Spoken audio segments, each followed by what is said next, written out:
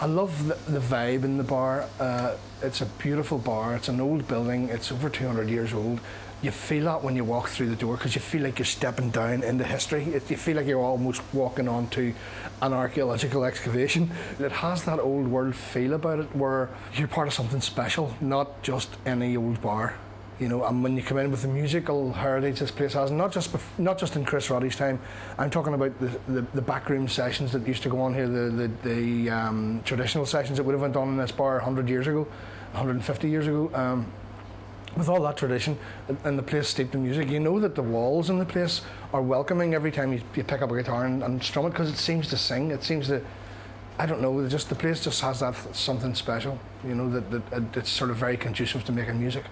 People actually listen to the music that's being played, being performed, and will come here just to listen. Most bars in the town, you go there and you queue up and you pay your money, you get in, you get your drink, you sit down, and by the time you're sat down, it's just people talking and nobody really cares about listening to anything in any bar here. This is the only bar I've ever been to that people actually listen to anything that's happening. They take away anything that is unique to a city. Like the Rotterdam Bar is unique to Belfast, and it's one of the last buildings of its kind in the country, functioning as a working bar. And they leave you with this new stuff, which is, an example is the kitchen bar, which was a beautiful atmospheric old building. Not an ideal shape of a building to try and do music or anything in, but it certainly worked. So they knock it down and they build a new one, and it's, I've been in it a couple of times, it's just boring, bland, uninteresting. It stinks, I hate it. And I would feel that that's what would happen if they tried to replace this bar. As we've pointed out before, the floors are up and down, the walls are up and down and off the skew here. And all that gives it character. You can't build that stuff from scratch. It has to evolve over a period of a couple of 100 years. This is probably one of the best open mic nights possibly in this country. I have a friend in Washington, DC, who says that in the tourist board, they have said that this is, when you stop off in the cruise liners now coming in to Belfast, this is the place where you got to stop. What happens when they come off the cruise liners and they find it a pile of rubble or a ghastly yuppie bar with like fresh chrome, and they stick a nice spanky sign saying, the Rotterdam? It's not the Rotterdam. The Rotterdam is this old brick. And that's what's important. We lose our heritage, and we keep losing our heritage. And surely no property developer or anybody who actually has any common sense wishes to actually deny, first of all, their city, this kind of heritage, but also understand that they are sitting literally on a gold mine. This is something in which to actually have a jewel in your crown, a rather scruffy, maybe unpolished jewel, but you've got a jewel in which you can say, we have possibly the best and finest music bar in Northern Ireland, if not all of Ireland. I think for any property developer to be able to say that, that's going to be a hell of an accolade. There's no shallow waters, you will always drown. And there's no hands that hold you, that won't pull you down. And they won't try to teach you what you don't want to know. Well, they won't try to release you if you don't want to go. So Blood River, treat me fair, I don't care. So Blood River, lead me there. So Blood River, on my own, I'm alone. So Blood River, lead me home. There's no flags of freedom, there's no hallowed ground, and nowhere close to Eden in this deadbeat town. And there's no real way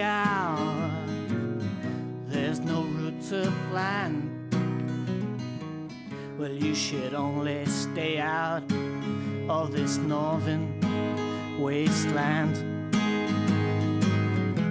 So Blood River, treat me fair, I don't care. So Blood River, lead me there. So Blood River, on my own, I'm alone. So Blood River, lead me home.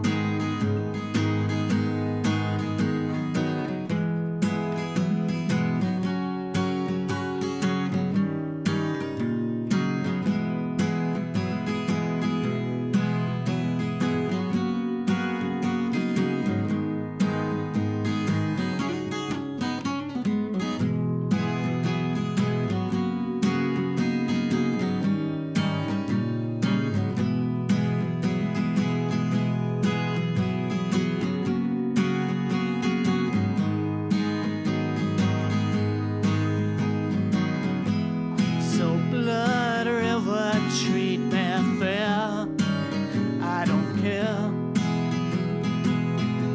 So Blood River, lead me there.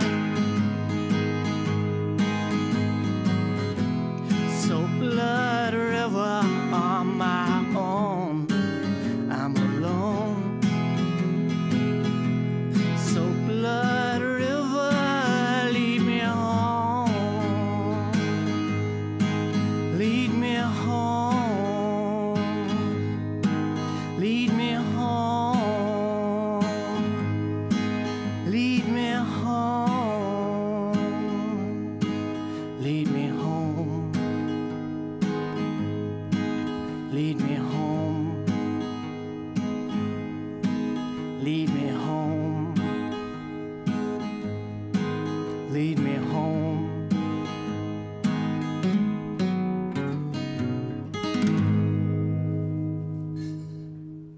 I think there's too many bars in this town that are going down a commercial route, and they're not catering for what people really want.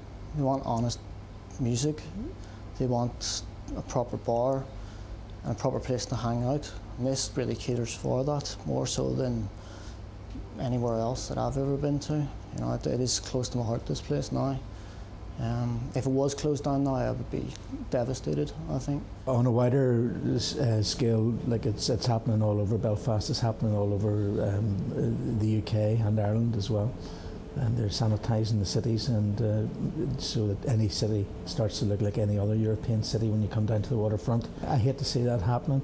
While we've still got these four walls standing here, we'll try to make the best of it. I was involved in the campaign whenever we heard that the Rotterdam was about to be knocked down. NBMC Media got involved, and basically we collated all the scraps of information that were lying about and set up a website. We had it up and running within 24 hours of hearing.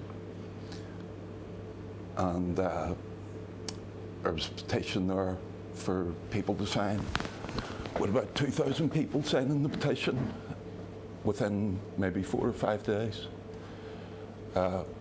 Then, as part of that campaign also, we built a simulation of the Rotterdam in Second Life. Second Life is a 3D online world. It's big for live music.